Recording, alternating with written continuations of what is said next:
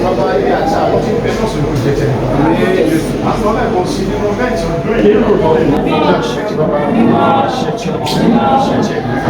Yesu. Amém, amém.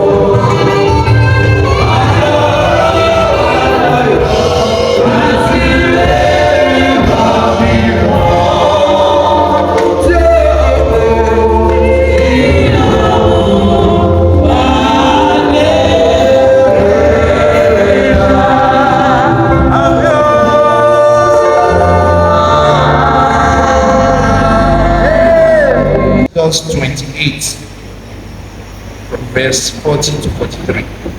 I read.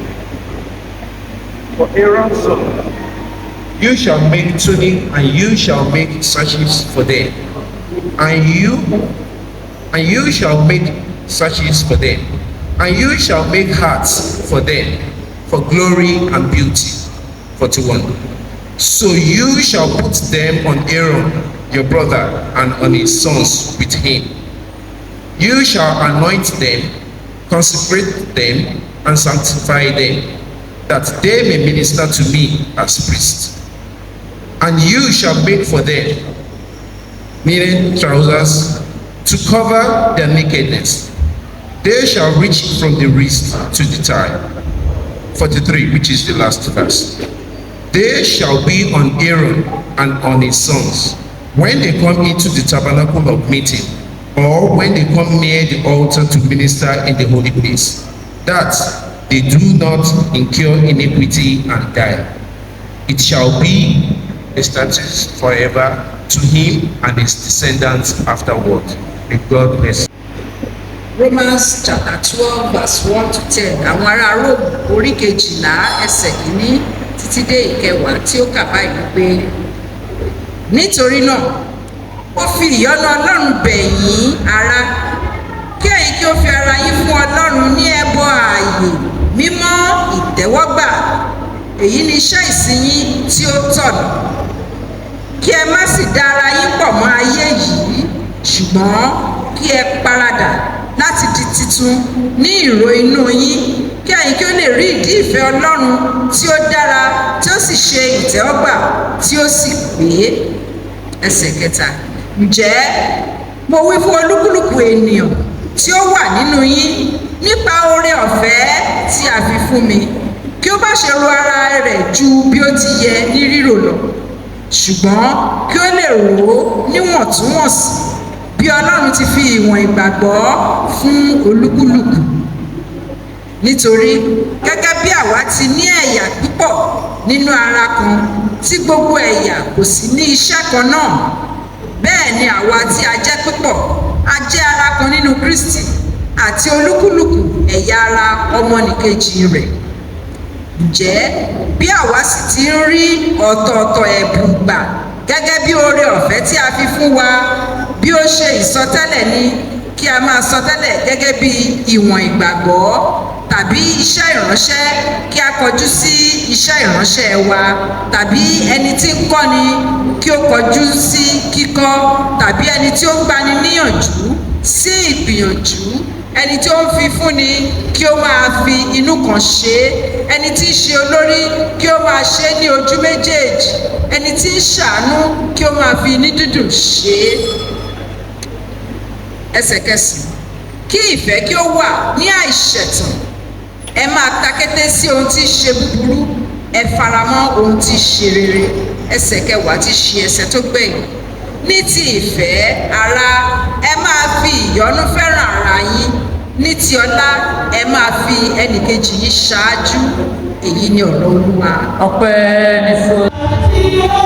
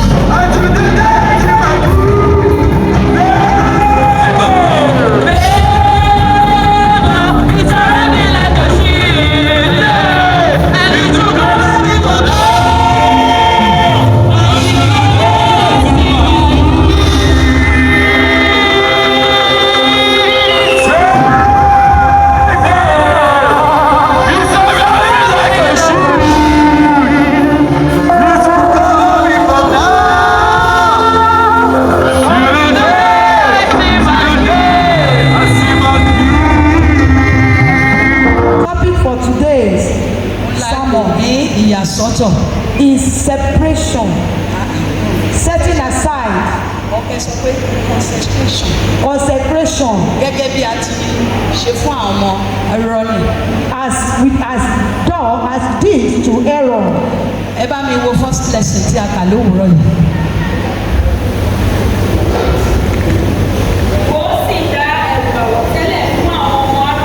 Tí o bá jẹ́ ẹni tó ń ka Bíbélì dáradára. If you read Bible very well, wà á rí i pé Ọlọ́run sọ fún Mósè ó ní kó ya Áárónì sọ́tọ̀ àti àwọn ọmọ rẹ̀. God told Aaron to set aside Ọlọ́run ló Aaron máa and ṣe his children, iṣẹ́ àlùfáà níwájú òun. that they will be the one to do the Ó ló máa priesthood lọ mú ẹbọ for lọ him. síwájú Ọlọ́run. They will be putting sacrifice before God. Tí ẹ bá wò ó, If we mo look fẹ́ at kí it. Adélé ká lọ ka ìwé Exodus dáadáa. À ń rí níbẹ̀. Orin wa kan tiẹ̀ sọ fún wa. One of our songs Éèsì. says, O lè mọ nǹkan tá à ń sọ nípa ẹ̀. Nítorí pé oṣù tá à ń lọ yìí, oṣù ìyàsọ́tọ̀ ni fún wa. we are going into the month of consecration. Tọ́ bá tilẹ̀ mọ wò ó títí pé òkè And look at it, bí wọ́n ṣe sọ fún wa. as we are told, Bí a lè separate ara wa. that we can separate ourselves. You have English name book. Tá bá ní ìwé orin èdè Gẹ̀ẹ́sì, Etí yẹn bá mi wo bóyá mo kà sí ẹ̀.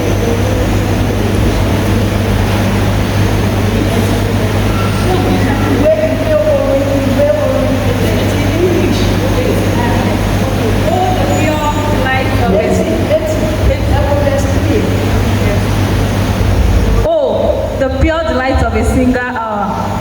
That's before the throne I spend. When I kneel in prayers and with thee, my God, I commune as a friend with you. Consecrate me now to thy services, Lord. Yà mí sí mímọ́ fún iṣẹ́ tìrẹ. consecrate me for your work. Tí a bá wò ó, If we look at it. wá tó Moses, ya Áárónì sí mímọ́ àti àwọn ọmọ rẹ̀. Consecrate Aaron and his children. Ó tún sọ irú aṣọ àti àmùrè tí wọ́n máa lò. Ẹ bá bá bàbá rẹ̀.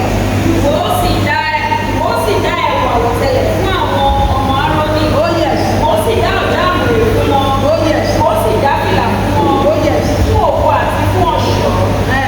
Ó sì fún wọn, ó sì fi wọ̀n wọ̀ àwọn Áárónì. Ó máa fi wọ̀ wọ́n. Bí èmi àti ẹ̀yin àti èmi tí mò ń sọ̀rọ̀ àti gbogbo ọkọ̀ tó ń gbọ́. A láti sọ fún Ọlọ́run nínú ìrìn àjò tá à ń wọ̀ lọ yìí, Olúwa yà mí sọ́tọ̀. Yà mí sọ́tọ̀ fún iṣẹ́ tìrẹ. Mi ò gbọ́dọ̀ rìnrìn àjò yìí lásán. Bí Ọlọ́run kó tó sọ fún Mósè pé kó ya Áárónì sọ́tọ̀. Ó ti wò ó nínú ìwà àti ìṣe rẹ̀. Ó ti wò ó kó lè pàṣẹ fún àwọn ọmọ rẹ̀. Ṣùgbọ́n síbẹ̀síbẹ̀ tó bá ka ọ̀rọ̀ yẹn dáadáa, tó bá tẹ̀síwájú, wà á rí i pé ní ìgbà mìíràn, nínú second lesson kàkà, ó yẹ kọ̀ bẹ́ẹ̀, ó sọ ní ibì kan, ó ní ká má ro ara wa ju bó ṣe ṣe kí ni bó ṣe yẹ. Dábàá ìwé Exodus yẹn síwájú, wà á rí i pé àwọn Áárónì, children of Aaron, wà á rí i pé wọ́n wu àwọn ìwà kan. They were,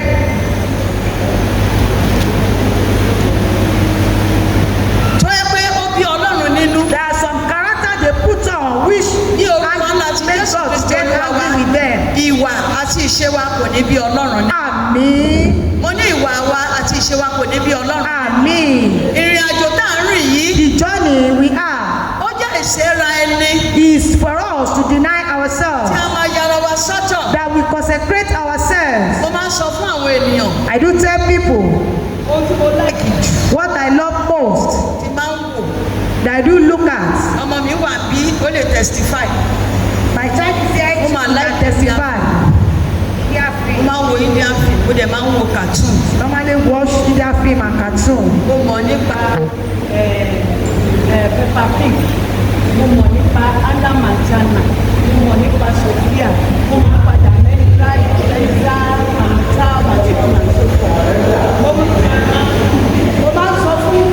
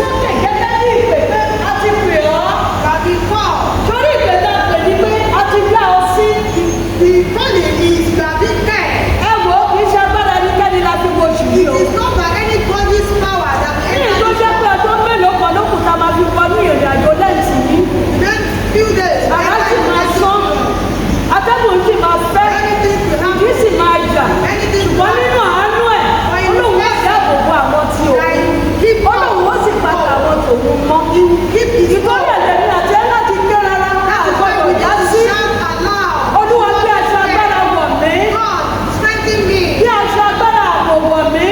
Clothe me with Bí garment aṣọ of agbára ìrísí rẹ protection. wọ̀ mí.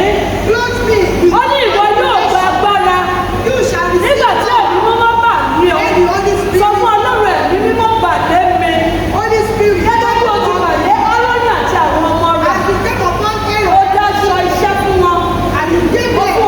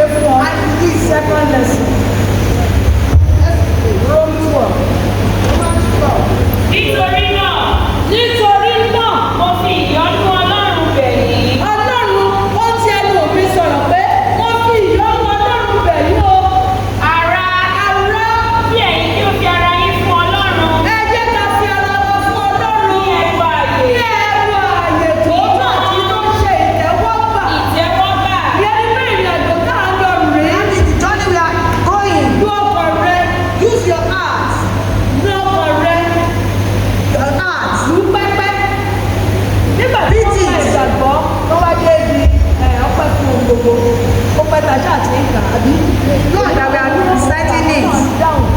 ó wá dé ibì kan Go to a place. bí ọlọ́run tó ṣe máa ń rìn nínú ayé mi rẹ̀ As God ó lè máa ka ìwé mímọ́ ọlọ́run lójoojúmọ́ ó má tètè ní ìtumọ̀ rẹ̀ nígbà tí olúwa bá fẹ́ fún ọ ní ìtumọ̀ rẹ̀ when God is about báwo ló ṣe bí mò ń kà lójoojúmọ́. see that I've been reading it. ó ní kí ọkàn wa kí ó lè máa fi àìsàn dúpẹ́ Our heart. kí àwa kó lè máa fi ìyìn rẹ̀ hàn. ó wá sọ níbẹ̀ ó ní kì í ṣe ní kìkì èdè wa nìkan Not by our lips alone. bí kò ṣe ní kíni ìwà wa In our character. ìwà ẹni àti ẹ̀yìn. Your character and I. iṣẹ́ pé mò ń wàásù You lọ́wọ́lọ́wọ́ know that I'm sermonizing. kí ni ìwà mi What is my character? kí ni èrò mi What is my thought? kí ni ìrìnàjò mi What is what are my kí ni joy? èrò rẹ What is your kí ni thought? ìrìnàjò rẹ What is your joy? ìrìnàjò dájú ẹ̀ ló ń bọ̀ yìí báwo ni mo ṣe rò ó sí The upcoming journey. kí ni mo fẹ́ kọ̀ sílẹ̀ kí ni mo fẹ́ kọ̀ lọ́rọ̀ ẹ kọ̀wé mọ̀ praise ẹ kàwé. Kí ẹ̀yin kí ó fi ara yín fún Ọlọ́run oh yes ní ẹ̀kọ́ ààyè, oh yes mímọ́, ìtẹ́wọ́gbà. Ìtẹ́wọ́gbà. Èyí ni iṣẹ́ ìsìn tí ó ní ẹ̀dín ní iṣẹ́ ìsìn wa tó ṣe kí ni tó tọ̀ ní. This is your service that is acceptable. kẹ́ má sì da ara yín pọ̀ mọ́ ayé yìí. wo wọ́n ní ká má torí ohun tí èèyàn bá fẹ́ràn jù olóògbé ara rẹ̀ wọ́n ti lọ́ọ́ lọ́ọ́ lọ́ọ́ lọ́ọ́ èmi bá sọ ọmọdé ọlọ́run ṣáà ìṣàánú olúwa wọ̀ ẹ̀ sí Say, Lord, have mercy on me. bí ṣe ń gbàdúrà tó túmọ̀ nǹkan bíbélì tó ọmọ kó lè mọ ọlọ́run kó ṣàánú bẹ́ẹ̀ lèmi àti ẹ̀yin náà That's ẹni tó ń tí some are drinking. ẹni tó láìkì ó ṣáà máa jáde Some like empathy. olúkálùkù mọ nǹkan tó ń fẹ́ràn ṣáà. Everybody knows what they ṣùgbọ́n ní àsìkò tá a wà yìí This ó ní ká yára wa sọ́tọ̀ so that we set ourselves èmi aside. pinnu nínú ọkàn mi mo ti pinnu In my heart. mo ní sórí gbogbo tẹlifíṣàn tó wà ní ilé wa ní ìjẹ ní wákì bí ìní ṣe kí ni bí ìní tán I'm not putting them mo tún máa ń láì youtube ẹni bí mo wọ̀ ní youtube Naomi àti ọba Ifẹ̀ máa wò ó bí ọlọ́run ó ṣe ń dábìlà nínú ayé àwọn ọmọ ṣùgbọ́n gbogbo èyí yóò gbọ́dọ̀ ṣe kí ni gbé ju ọlọ́run lọ. not place them ó above. ní kí n fi ọkàn mi ká fi ọkàn wá Say we should give our sí ìgbà heart ọgbọ́n unto wisdom. ìrìn àjò láàrin yìí a fẹ́ lọ bèrè kankan ní. This John is not to ask for something. Jésù Kristo Olúwa wa ní. Jesus Christ our Lord. Kí ló jọ ó nígbà tí ẹ̀mí mímọ́ bà lé. When the Holy Spirit Ó ló lọ ní agbára 40 days and 40 nights. Sojourn. A rí pé ṣùgbọ́n wa ó wá dán wò. A ní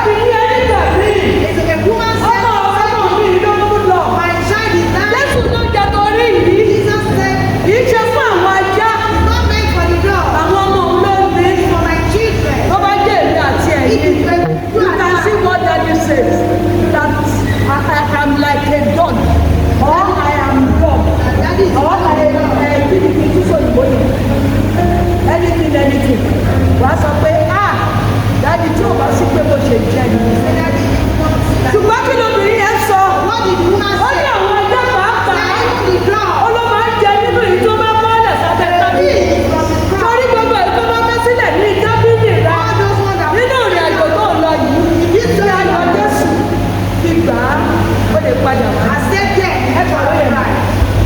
Ǹjẹ́ mo wí fún oníkùlùkù ènìyàn tí ó wà nínú yín nípa oore ọ̀fẹ́ tí a fi fún mi tí ó bá ṣe ro ara rẹ̀ ju bí ó ti yẹ. Má rọ ara rẹ bó ṣe yẹ lọ. Ní rírò lọ. Má rọ ara rẹ bó ṣe yẹ lọ. You can be billionaire. You can be PhD holder. Whatever tó bá jẹ́, ó wà lábẹ́ ìtísẹ̀. Jésù Kristo Olúwa wa. Under the foot of Jesus Ó lè Christ. tẹ̀síwájú. Yìí tí a bá fi fún ẹ, spiritually, physically, mentally, ìwọ fi sí ọwọ́ Jésù. Jẹ́kọ̀ máa fẹ́ ìdarí rẹ̀. Má wo ara rẹ pé báyìí ló ṣe tó. Báyìí ló ṣe tó. Wọ́n fẹ́ rí ba. Iwájú ìrẹ́ là Jésù. O lè rí ìfẹ́ ayọ̀. O lè rí ayọ̀ tó wà lẹ́yìn àti ìjọ. Ó ní wọ́n ti ẹ̀ sọ fún wa. Èrè 265.